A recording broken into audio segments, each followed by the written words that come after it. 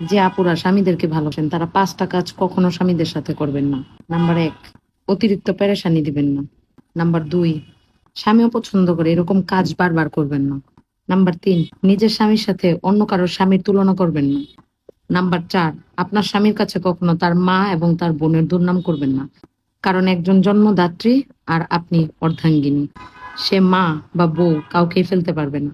Number 5, বছরকে বছর আপনার জন্য পরিশ্রম করার পরেও স্বামীর একটা কথা বলে খোঁটা দিবেন না যে তুমি আমার জন্য কি করছো।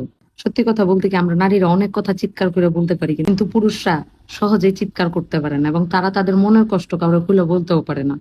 আমাদের কষ্ট লাগলে আমরা পাড়া প্রতিবেশী, আত্মীয় স্বজন, ভাবি, বোন, মা, যে কাউকে বলি, কিন্তু পুরুষরা কিন্তু সেটা করতে পারে না। এবং বেশিরভাগ ক্ষেত্রে আশেপাশে তাকায় দেখবেন নারীদের থেকে পুরুষদের অকাল মৃত্যু কিন্তু বেশি, মানে ইদানিং খেয়াল করতেছি। এবং বর্তমানে যে জিনিসটা হচ্ছে, বেশিরভাগই মানে রিসেন্টলি বিবাহিত এই অল্প বয়স্ক ছেলেরা স্ট্রোক করতেছে।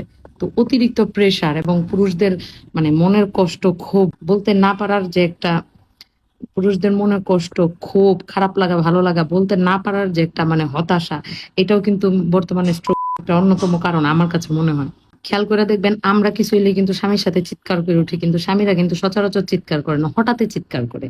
আর বিয়ের পরে একটা নারীর জীবন আসলে স্বামী ছাড়া কেউ নয়, এবং স্বামীরও স্ত্রী ছাড়া সবাই থাকলেও স্ত্রীর মতো কেউ নাই। তো দুইজন দুইজনকে বুঝা, এটাই সব থেকে ইম্পর্টেন্ট আমার কাছে মনে হয়। আমরা মেয়েরা কিন্তু সব দিক থেকেই মানে আগায়া, সব দিক থেকে আমরা কিন্তু প্রায়োরিটি সবকিছুতেই বেশি পাই। যেমন ধরেন, আমরা কিন্তু সবকিছুতেই দেখি মানুষ বলে শখের নারী, আমার শখের নারী।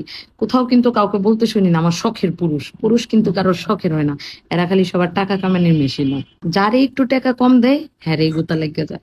তো আপুরা, যারা নিজেদের স্বামীদেরকে ভালোবাসতে চান, সুন্দর সুখী একটা সংসার চান, এই বিষয়গুলো একটু স্বামীর ব্যাপারে মাইনে চলেন। আশা করি তাহলে অনেক স্বামীর একটা সুন্দর সুস্থ জীবন পাবে।